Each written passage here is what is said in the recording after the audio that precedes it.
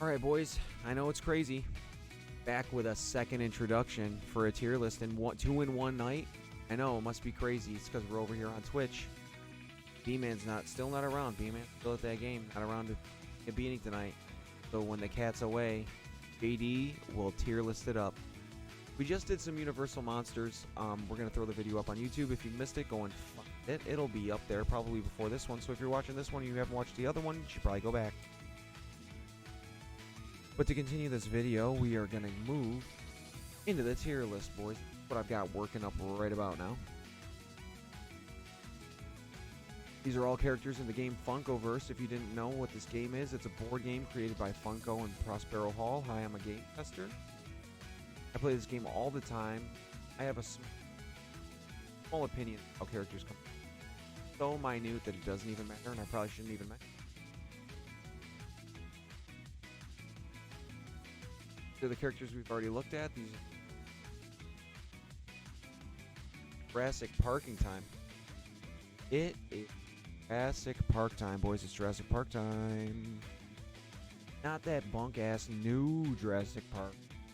We're going with some swaggy, old-school Jurassic Park. Samuel Jackson. Pow.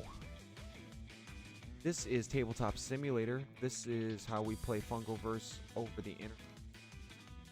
It does come in a real-life packs. So if you guys go to Walmart or look on Amazon, you can buy these and play this game in person, in real life.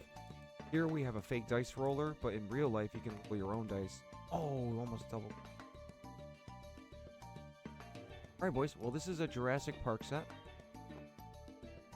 I don't know if I'm doing these out of order, so I don't know if these exactly come in the set, or if these two are I think, yes, I think actually this is the 4. The other two are welcome in. So this is Jurassic Park 100, I would think. We got 4 characters. We got Swaggy Alan Grant, Swagmaster Ellie Sattler. I don't even want to call it. It's the cheap jerk raptor, sharp claws, sneaky jerk rap. And then the swaggiest of the swag masters, Ray Arnold. So we're gonna go over them one by one, put them in our tier list, see where they rank, and then we gonna call it a night, boys. We're right here on twitch.tv/YourBuddyJD if you're watching this on YouTube. Also, quick shout out to Good Move Play-by-Play. You can find them also on YouTube. Bo R is who made this Tabletop Simulator workshop. The guy's a freaking genius. Find this workshop in Tabletop Simulator if you have it. Download it. Give him a like. Go to his YouTube. Give him a follow. The guy's amazing. He does a lot of work for us in the Discord, so we can play this game, not have as many problems as most other simulators do. Board game. That being said, let's look at our first character here. Dr. Alan Grant. Dr. Alan Grant is yellow-gray, even though he probably should be gray-yellow because he has 2 grays and 1 yellow. He's 2 defense, and his trait down there at the bottom. When an ally collects a point token, Alan may move 1. So if Ellie was on your team, take C, took a point token. Oh, you get a point. Alan gets to. That's just his trait. He gets a bonus move of 1 when somebody takes a point.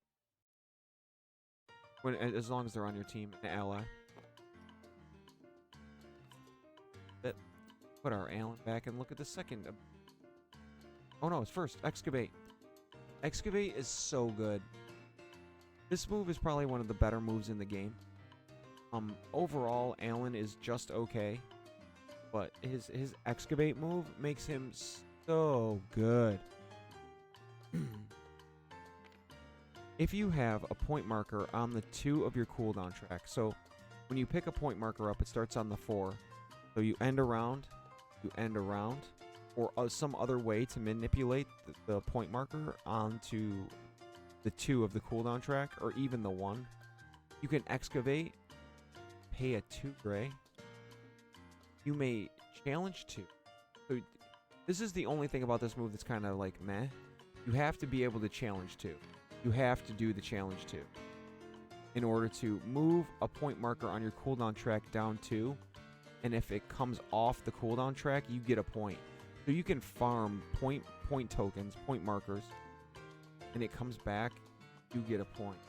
So you get a challenge 2, you move the point marker down off the cooldown track, and if it comes off, you get a point. It's any move that gives you a point in this game where it's all about getting points is massive. Is massive. So the hardest part about Alan Grant is getting him into an opportunity where he can challenge, because your opponent knows that you're trying to excavate. So they're going to try to keep him down. So giving Alan maybe a little bit of support to make sure he's standing on his turn, or I don't know, maybe giving him the cheesecake or some sort of option to get him standing in order to excavate. Because your opponent's gonna fight you. Alan Grant's kind of like a brawler type. He's gonna want to fight. So excavate, one of the best moves in the game right there, boys. 2 gray, challenge 2, move a point marker down 2, and if it comes off the cooldown track, back into its spot, you get a point. Pretty fire. Let's look at his second ability here. Menacing Speech, range 2, challenge 3. So if you got the gray, you spend the 3, and it's as long as your rival is within 2, you can challenge 3. Challenge is rolling dice. If you're looking for hits on offense, pow, it would have been a 3. Nice, nice. Better than I roll in game. His third ability is a yellow 3. Choose an ally adjacent to Alan. Move 1. Place the chosen ally adjacent to Alan. So you choose an adjacent ally. As long as the character is next to you, you're adjacent. You get to move 1, and then you place that original adjacent ally next to Alan. So you can move around corners. So if you're here and you want to go for around here, so instead of having to go, 1, 2, 3, 4, and then having to use next turn to get her into the base, kind of move out, sling her here. And if you want to move here, her next turn, she may, or maybe do some damage, maybe get to B or something. It's kind of a nice move to be able to get around corners, or like bring somebody along with you to also maybe have Hagrid. Hagrid's an awesome like support character. Maybe you're bringing Hagrid with you.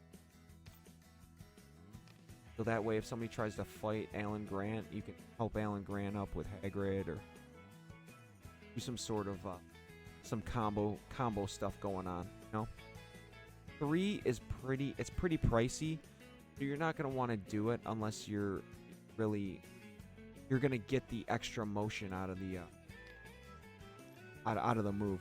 You're not going to want to do it to like move 1 and then bring her here, when you can just move her 2 anyway. And if you're going to move into the room, just use your extra action. You're definitely going to want to use it when you're going to get some extra, like do it with purpose, because it does cost 3. It's very pricey. So I mean, Alan is probably like lower A, upper B, just because his moves are a little pricey. But excavate for 2, if you can time that right, or if you can combo that with somebody who has manipulation of the cooldown track, you can win so many games just by cheesing excavate twice in a round. Because you can challenge 2 and then challenge 2 again, as long as you have both the grays and you're set up and you're standing. If your opponent is kind of like sleeping, or maybe your opponent loses their challenges, Alan can run the game, get 2 points in a round, and then say you took A and B, or A and C, and then they move down here. You can set it up so Alan's in the middle fighting people, and then your extra characters are maybe in these rooms. So you challenge 2 with Alan, challenge 2 again, excavate both these points off, and now you've gotten 4 points in a round because you've set up where your allies are in the rooms waiting for the points that you're excavating back. You can do combos to where huge point round combos. where you get 4+ points in a round. That's why Alan's so good. He doesn't have crazy challenges. He can't stand himself up. His defense is basic. His trade is basic, but the excavate itself is an amazing move. That's an S tier, like god tier move on a decent character. Our second character here is Ellie Sattler. She's blue-yellow. She's got a 1 defense. Woman of action. After doing an interact or assist, Ellie may do an extra action turn. So if you do an interact, like say you take this point marker, she can do an extra action. Or say an assist is when you help up, use one of your actions to help up an ally. You get to do an extra action. You can move or fight. But you can only do it once per turn. You can't like move, take a point, move, take a point, move, take a point. You know, you can't just do it over and over again. It's only limited to once per turn. It's a very good trade. Our first ability is Inherit the Earth. For 3 blue, you can do a challenge 2 to each standing rival. She can see within 2. So as long as the rival is within 2 and she can see him, it's like an AoE attack. You get a challenge 2 to them all. We love AoE around here. Her second ability is Run. Move 4. Use this ability only if Ellie is adjacent to a rival. She can only use this ability. Say the raptor is a rival.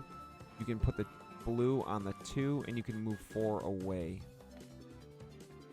Or no, it's just a move 4. It doesn't even have to be away. So you can just move 4. So you can go 1, 2, 3, and take this point. You don't even have to move 4, and you don't have to move away. Just move. That's pretty good. It kind of stinks, though, because it's got to be next to a rival. And she has 1 defense, so you really don't want to be putting her in any type of trouble. Her third ability is getting her hand dirty. Challenge 3, if successful, shift an ability token or on your cooldown track down 1. So you get a challenge 3 is pretty good. A challenge 3 for 3, and then let's see, are we successful? Challenge 3. Oh no, a 1. The raptor gets 1 defense. Oh, we won it. Okay, so if we won the challenge, we could shift an ability token or a point marker down 1. And you could combo that. So you could like combo her and him, move the point marker down, and then have him set up for excavate. I like interesting traits. Move tier list would be an awesome tier list. Yeah, just for like get a list of all the moves. Damn, that's a lot of moves. Some of these would be bunk too. That's not too bad. I mean, it's a challenge 3 for 3, and you get some cooldown manipulation for it. She's not great, but she's not terrible. She's got some AoE. She's a little pricey. She's 1 defense. I mean, if you can combo her trait, maybe she's like high mid B. Higher mid B, I would think. Look at the raptor. Raptor is blue-gray. Another 1 defense. But at the beginning of Raptor's turn, you may remove an ambush token from the board and place her standing in that square. So you're going to be able to place these tokens with her abilities. And even if she's on the cooldown track and it's her turn, you can take her off the cooldown track, get rid of one of these, and she just pops on the board. Or even if you're in your base, say you're in your base at the start of your turn, if there's an ambush token anywhere on the map, if you have an ambush token there, you can remove it from the board and just pop up there, be an ambushed animal. That's what makes her a jerk. So you can spend all game kind of like placing these around the map, making sure that you can be anywhere at the start of your turn, anywhere you want. You can just move one, put it in, and be there. Raptor's movement's pretty crazy. First ability, Talon Leap, blue 3. Move 3 towards a rival that the raptor can challenge 2 to them. Place an ambush token in an empty square. So you got a rival. You can move up to 3 next to him. You do a challenge 2, roll a couple dice, and at the end you can place one of these pesky ambush tokens that you can pop up on.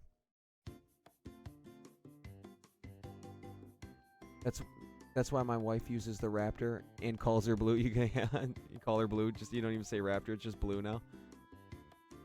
Talon Leap's really good. Pack Hunter, challenge 2, increase this challenge by 1 for each standing ally ambush token on or adjacent to the target. So you can stand on these ambush tokens to kind of block the raptor. So say Ellie was standing on this to block her. It would be a challenge 2 plus 1 and 2 for the 2 ambush tokens. And say you had allies next to her, that challenge goes 2, 3, 4, 5. That move is crazy. Pack Hunter is, if you set up right, Pack Hunter can be an insane challenge. So we've got movement, we've got ambush. What's her crazy third ability? I know she's got something crazy, right? Called Stalk. Place 2 ambush tokens in empty squares the raptor can see within 3. So say you somehow work in enemy's base, you get to place these stinking tokens in their base. And then they've got to come, and they have a defense. So if your rival wants to get rid of them, they got to challenge them. Sometimes one defense can be enough to stop just about anything. The Raptor's crazy. The Raptor is definitely A tier, 100%. Even with 1 defense, the ambush tokens and the abilities are so good. Raptor 100% top tier.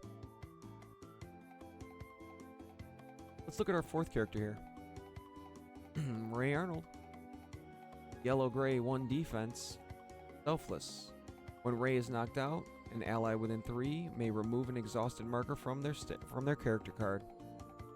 This character right here is so broken, it's ridiculous. I think Ray Arnold might be S tier. Because when you get knocked, say you used Raptor, the Raptor's on the map, Ray Arnold, whenever he gets knocked out, you can unexhaust a character within 3 that's already moved.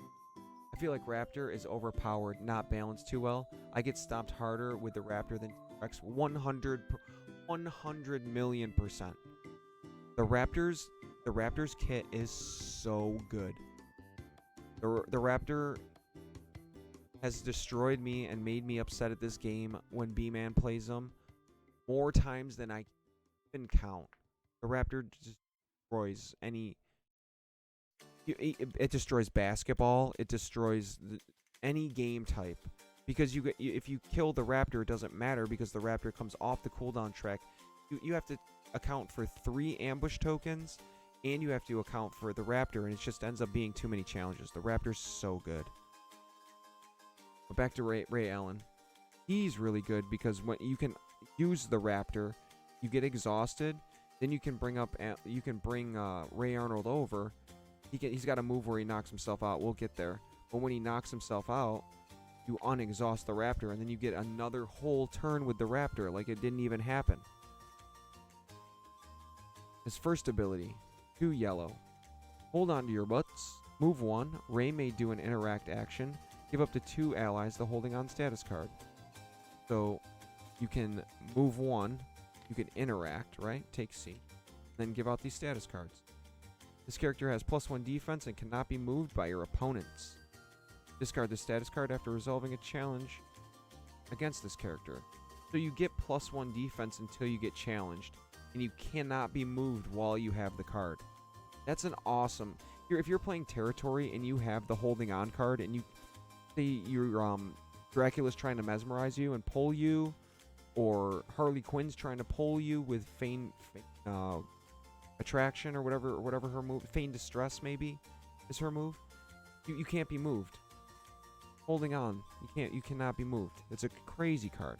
The only way to get rid of this card is they have to come up and challenge you to get rid of the card, and then they've challenged you, and then you know what I mean. They can't move you because they put themselves out of position. Reboot, 2 yellow. Move 2, shift any number of point markers and or items on your cooldown track down 1. So you can move point markers, and you can move items. So say you get an item. Okay, say you like this item, Batarang, costs 2. You can use reboot to move 2 and then shift the Batarang down 1.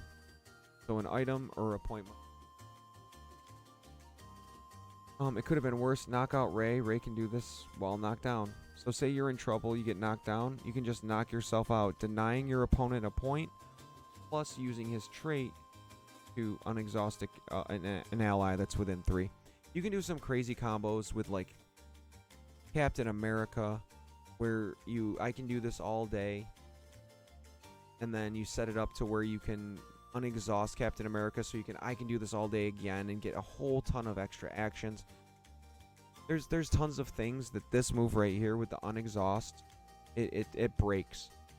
Being able to do some of these abilities twice in one round, it's unbelievably broken sometimes. If you can find the right combos and the right mix of characters, Ray Arnold he's just a jerk. Your whole side, if you're playing blue, your whole side's exhausted, and you're wondering why you're still not going last because that's the turn order. Because somebody's playing Ray Arnold and they unexhausted, and now they get to go again at the end of the round. It's like giving yourself 4 characters when you only have 3 with Ray Arnold, because you get to unexhaust a character and they get to go twice. Crazy, crazy. Ray Arnold's really good. So let's throw these guys in the tier list. I would give Alan Grant. Oof.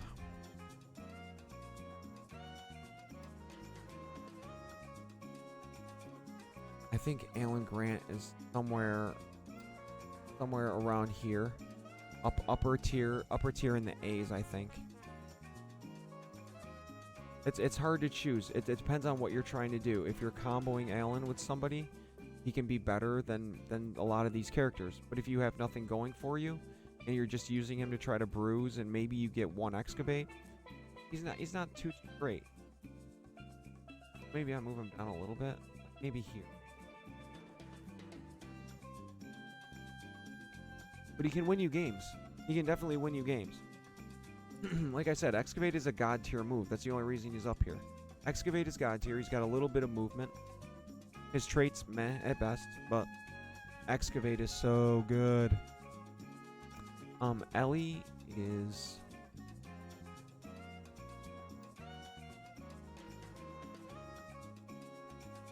I think better than Kool-Aid Man, maybe. No.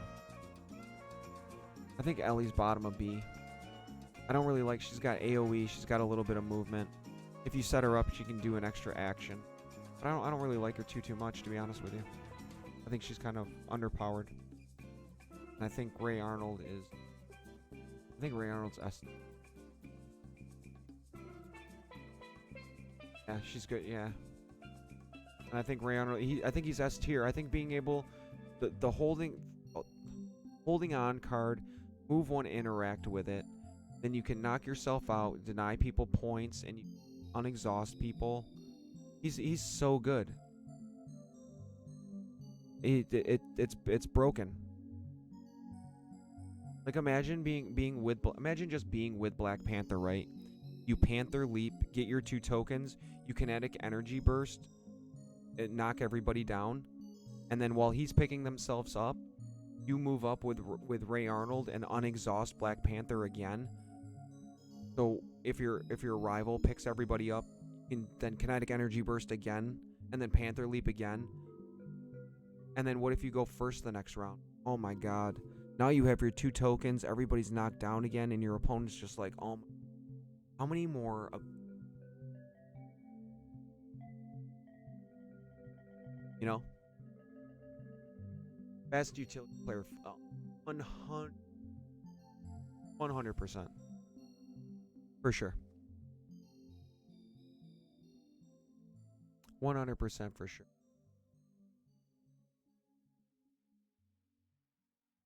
Hope you guys enjoyed stream. We're over here on Twitch. This is where Genesis is hooking me up with all the knowledge and all the fun interaction. Come here and hang out with me and Genesis, and we'll talk Funkoverse. We'll roll dice, and you know, you guys can see how unlucky I am. Thank you for watching. Lucky rolling. I'll see you in the next video. Once again, check out Good Move. All right, that's done. He is pretty unlucky. Yeah. I might even put that in the YouTube video. We'll put feet in there. Probably not. I need some lotion. Is there anything on your mind before I cut out of here? Oh, I forgot to do the raptor. Hold on, guys. Don't. I'm not gonna cut this. Hold on. Raptor. We're gonna put the feet. We're gonna put everything in. We're putting Genesis' comment. Oh my God, everything's going in there just so we can. Where does Raptor go? Raptor goes in the A, right next to Black Widow. Raptor and Black Widow at the top of A. Raptor and Black Widow at the top of A. No, Ray Arnold was S tier. Or Raptor and Black Widow top of A. Or does she break into the S? I think what Raptor's hard to beat. Okay, we'll put the Raptor at the bottom of S tier. I agree. Raptor's insane. Okay, yeah. We'll put Raptor's S, and then we can start with Black Widow at the A. Thank you for coming. We didn't miss anything. Genesis didn't let me forget. We made it. You guys saw my feet. I'll see you in the next video. Lucky rolling.